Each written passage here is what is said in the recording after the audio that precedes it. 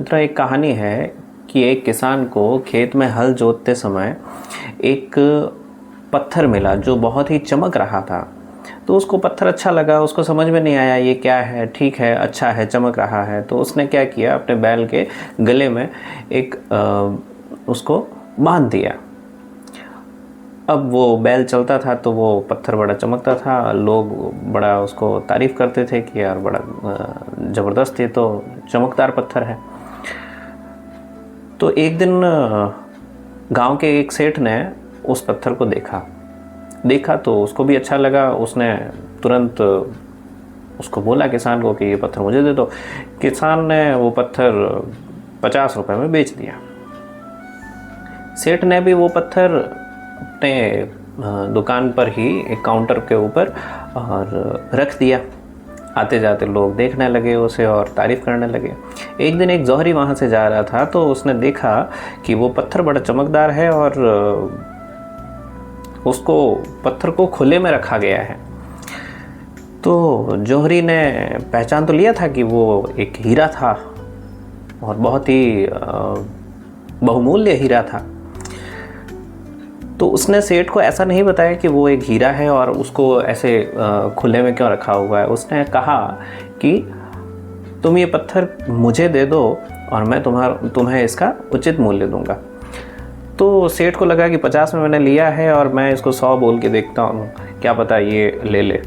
तो उसने 100 रुपये कहा और सामने वाले ने, जो जौहरी था, उसने थोड़ा सा वो कंजूस टाइप का था, तो उसने कहा नहीं 100 तो नहीं, 80 पे कर दो फाइनल।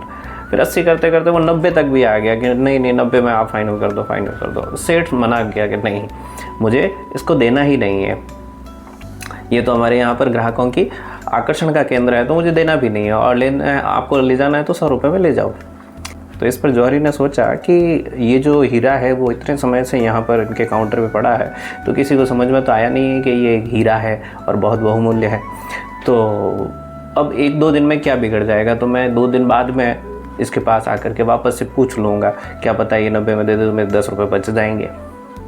ये बहुत पुरानी घटना है, इसलिए 50 और 100 रुपये की बात चल रही है। तो उसने सेठ से कहा कि मैं 1-2 दिन बाद में आऊँगा और तब अपन इसका भाव ताव करेंगे। तो ऐसे करके जौहरी निकल गया।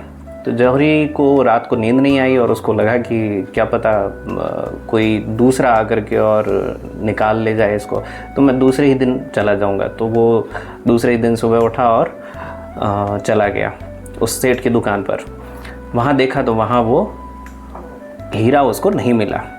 उसने तुरंत पूछा, अरे सेठ, वो पत्थर जो आपके पास में था वो कहाँ गया? सेठ ने बोला कि आपके जाने के तुरंत बाद में और एक और व्यक्ति आया था, उसने बोला कि भाई ये कितने का है, तो मैंने उसको भी बोला कि 100 रुपये का है, और 100 रुपये में लेके गया, बिना कोई बातचीत किए हुए, बिना कोई बहस किए हुए 80-90 उसने नहीं करवाए। तो इस पर जो जौहरी था वो भड़क गया और उसने बोला कि तुम मूर्ख हो क्या, तुमको पता नहीं है कि वो पत्थर नहीं था, वो तो बहुत ही बेशकीमती हीरा था। तो सेठ ने तुरंत बोला कि मुझसे बड़ा मूर्ख और बेवकूफ़ तो तुम हो, जो कि 10 रुपए के लिए और उस बेशकीमती हीरे को गंवा दिया। मुझे तो नहीं पता था कि वो हीरा है, लेकिन तुम्हें तो पता था ना।